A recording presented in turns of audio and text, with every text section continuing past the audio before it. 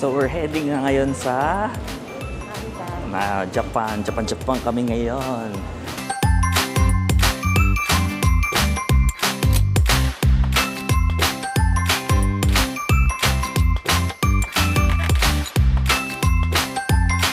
Kanina hindi masyado malamig, pero ngayon nararamdaman ko na yung lamig. Guys, baka alam niyo kung ano gagawin, may itlog dito malamig.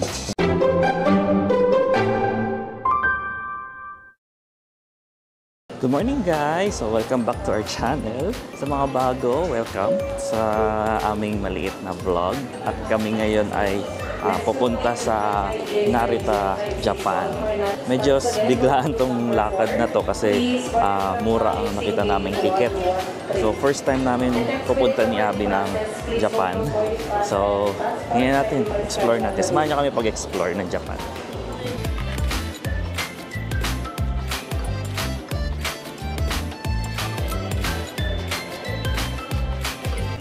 So we're heading na ngayon sa Japan kami ngayon. Winter doon, hopefully, well, alam namin malamig. Autumn pala, sorry. Autumn doon. Kamo, nagta-travel vlog, di alam mga pinapuntahan. So, 1 week kami na andun ngayon and mag-explore. So, gumawa ko itinerary. Sa Tokyo lang kami ngayon. Kami like magti-train palabas ng Tokyo. Okay, so nakaupo kami sa bandang likod. So yan, yan na yung pinakalikod na aeroplano. Hindi ko alam kung masikip pa to or maluwag kasi yung seats namin is H tsaka J.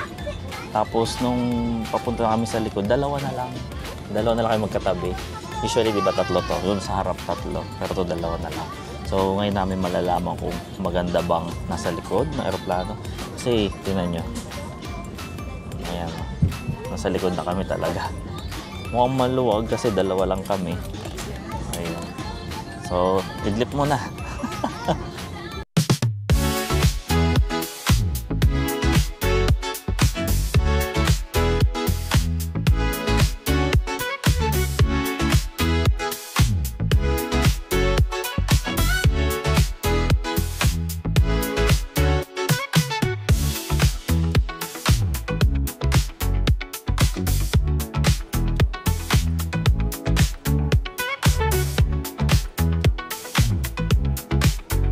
And we're here. Dito na kami sa Japan, Narita, Japan.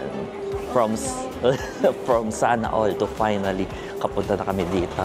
Kamalis kami sa Manila ng 12:30. Tapos ang oras na dito, Japan time is 6 o'clock na. Kaya, sorry, 5 o'clock. Tama ba? 6 o'clock na. Hindi pa naka-adjust. Kailangan namin magpapalit ng yen. Kailangan namin kunin yung mobile hotspot. Kailangan namin kunin yung ticket sa tren. Yan natin. Hindi pa kami nakakalabas sa immigration.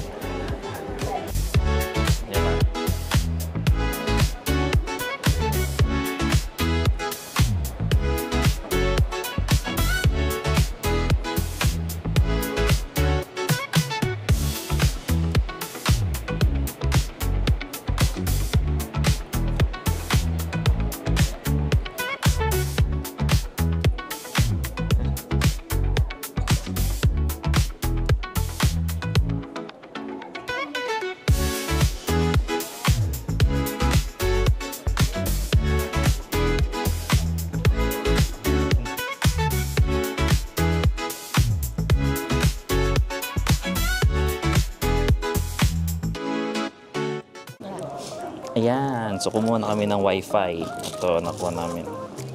So, binlock ko siya sa Klook. Tapos, ano yan? Bakit yan? Ito, ayan. So, ang kasama niya, yung wifi, may charger, tsaka power bank. Ayan, may power bank siya. Tapos, nung paglabas niya sa immigration, mag-left kayo. Tapos, pakita mo yung ano. Ayan. Yan, dyan yun. So, yun, 1 down. So, susubukan muna namin to kung paano gumagana. Tapos, hahanapin na namin yung ATM kung saan kami mag-withdraw. Kasi wala pa kami pera. Yan, nakuha na namin yung aming train ticket. So, upon pag nag-book kayo sa Klook, ilalagay ko na lang sa lahat ng Klook ko, ilalagay ko na lang sa description sa baba. Pag nakuha nyo ng QR code nyo, pupunta kayo dito sa Skyliner and KSay information. Tapos dyan nyo ipapakita yung QR code para mabigyan kayo ng ticket at reservation. Tapos bibigyan kayo ng oras, so kailangan within like 20 minutes nakapunta kami doon, hahanapin pa namin. Though medyo madali naman siya i-navigate, kumuha lang kami ticket kasi bayad na. Ano natin, lakad muna.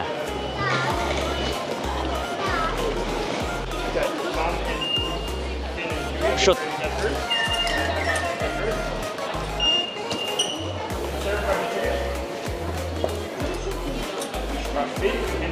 Okay.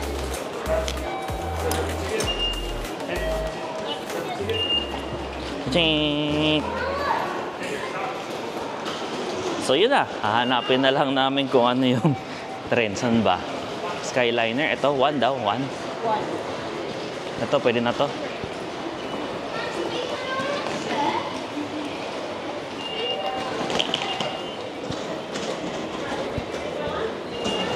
Sa baba pala, kala ko sa taas.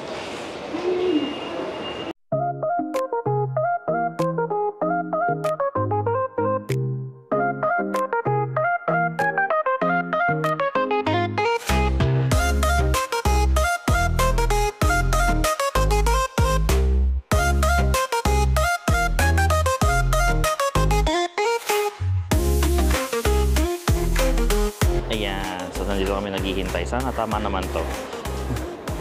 So, ayan, 7. So, sa ticket yan yung 7. Tapos, yung seat namin, 8A. Si Abby, 8B. So, magkatabi. Tapos, 19:23 na yung 19. 7:23.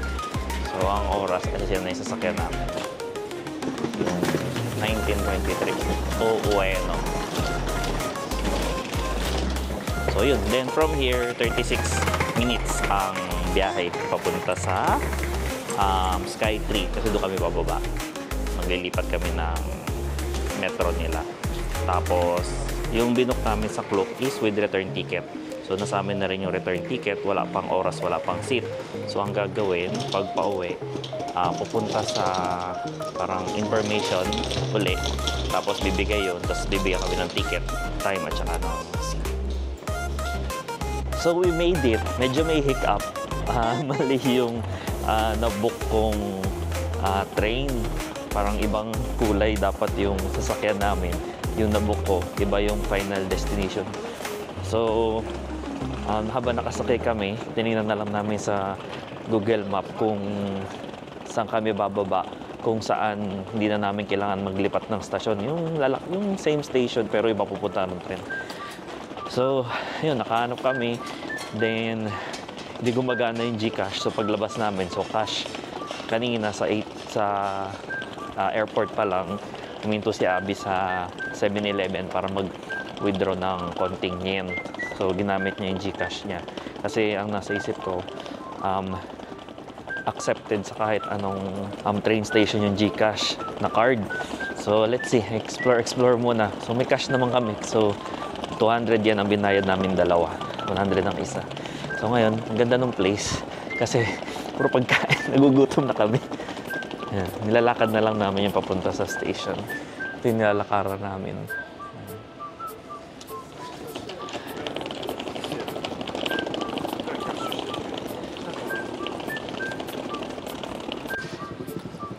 So namimili na kami ng kakainan namin mamayang dinner.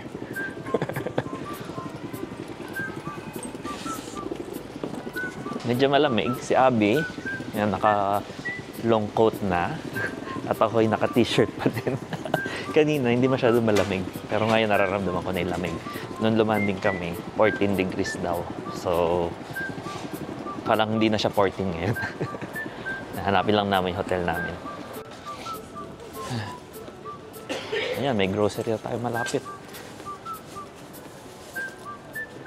Ang familiar na yung place. Parang nakikita ko na to sa Google Maps.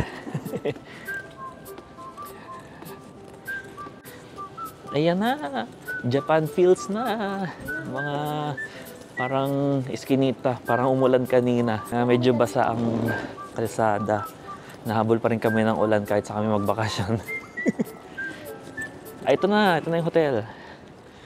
Ayan, My Stays Hotel, Asakusabashi. So, nag-book kami dito, Klook.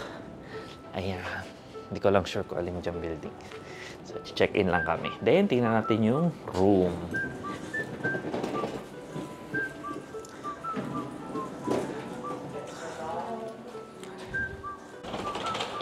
No, ayan. Pagkalabas ng elevator, higaan na agad. Pool. Oh. Pasok. Ilaw. So, ito ang aming room. Good for two. Diyan. Mainit. So, eto. Yan na ang... Yan ang pinakamalaki ko nakitang room na mura. May pwede TV. Na. Pwede na rin kesa yung mga, ang tawag mo dito, yung mga parang bunk beds. So, ang CR. Ano ba ito? Ay, focus. Oh, may bathtub pa! Oh, yan, may bathtub, CR. Oh, may shower. Ayan, shower.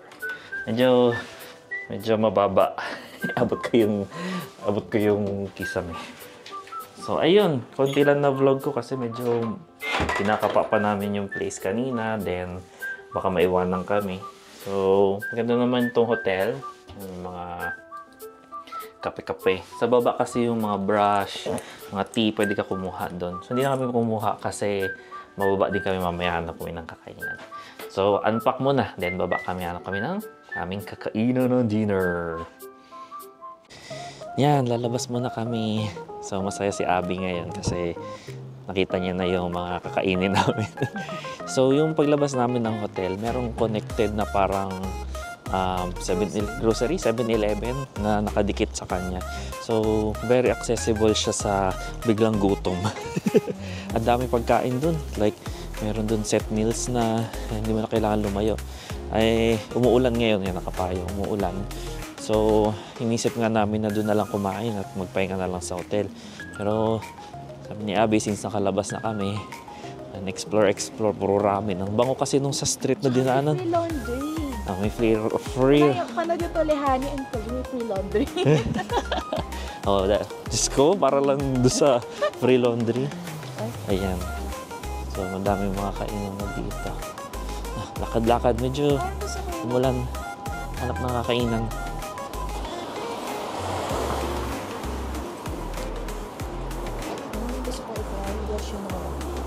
Saan?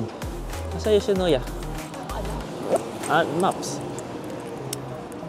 Hindi ko lang alam kung open ka. Tingin nga tayo.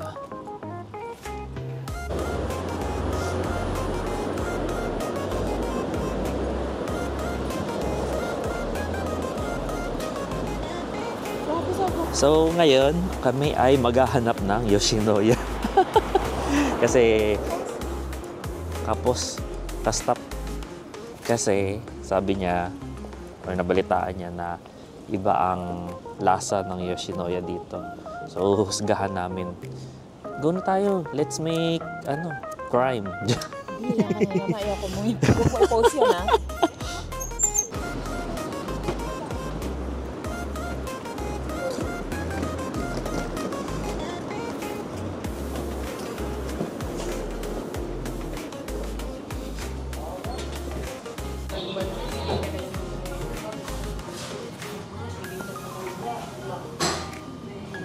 Meal. Free refills. Customer order set meal. Ooh, only rice. Set. Kalbi, beef salmon. Grilled beef. Pork bowl. Parang mas mura dito kaysa sa Hong Kong. XXL stamina bowl. Magsasara na sila. Out of time yung iba. Talaga? Oo, out of time. Ata. Yung si Abang order. Ano sa'yo? Kano, basic. Set meal ba? Ganyan ba in-order mo? Opo. Ano, gusto na daw? Sige. Large? Sige. Upos ako.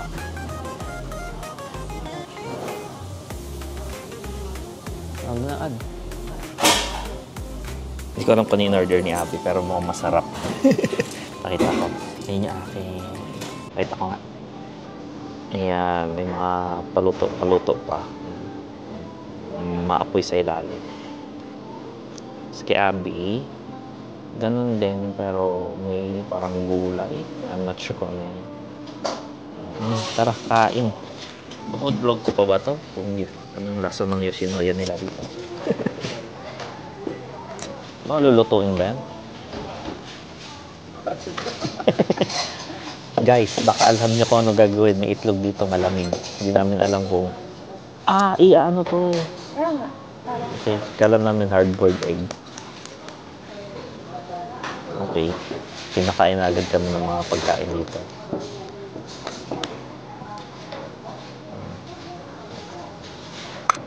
Maluluto ba to?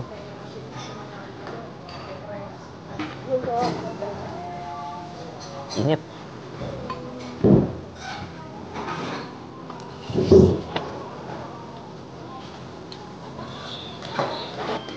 Wala lang sila soft drinks. Pero libre water.